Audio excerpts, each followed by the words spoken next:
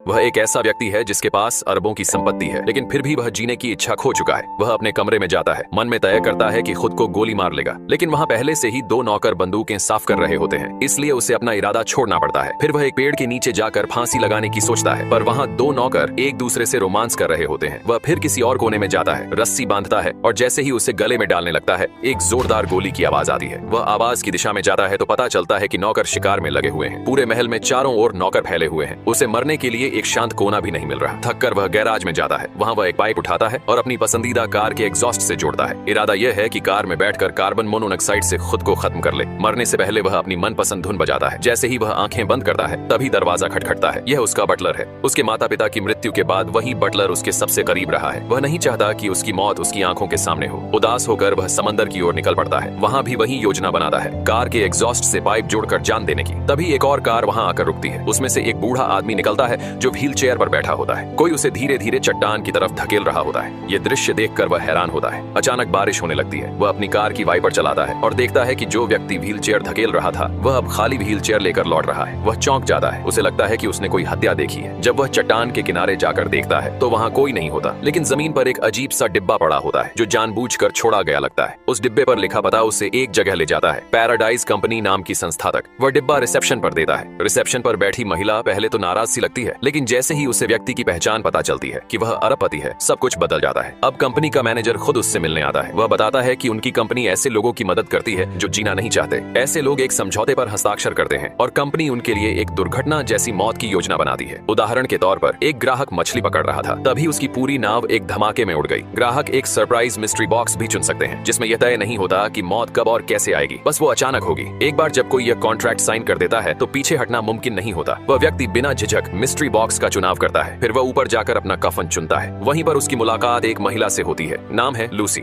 वह भी मरने की इच्छुक होती है। दोनों के बीच बातचीत होती है और रिश्ता बनने लगता है। वह अपने महल लौटता है, सभी नौकरों को हटा देता है, वकील को कहकर अपनी पूरी जायदाद बिकवा देता है और उसका सारा पैसा दान कर देता है। अब वह बस चुपचाप मौत का इंतजार कर रहा होता है। 3 दिन बीत जाते हैं लेकिन कुछ नहीं होता। वह कंपनी को फोन करके शिकायत करता है तो वे कहते हैं कि जैसे सामान्य लोग जीते हैं वैसे ही जिएं, सरप्राइज किसी भी वक्त आ सकता है। उसी दिन टीवी पर उसे खबर मिलती है कि लूसी के घर के पास धमाका हुआ है। वह बेचैन हो जाता है और तुरंत वहां पहुंचता है। अपनी कार की छत पर चढ़कर देखता है कि लूसी सुरक्षित है। उसे राहत मिलती है। बाद में वह लूसी को समंदर किनारे ड्राइव पर ले जाता है। वहाँ माहौल बहुत शांत और रोमांटिक होता है। दोनों डांस करने लगते हैं। जो दो दिल अंदर से टूटे हुए थे वो धीरे धीरे जुड़ने लगते हैं, लेकिन वह नहीं जानता कि यह सब कुछ पहले से तय किया गया है। यह सारी योजना उसी कंपनी की है और लूसी वही है जिसे उसे मारने का काम सौंपा गया है।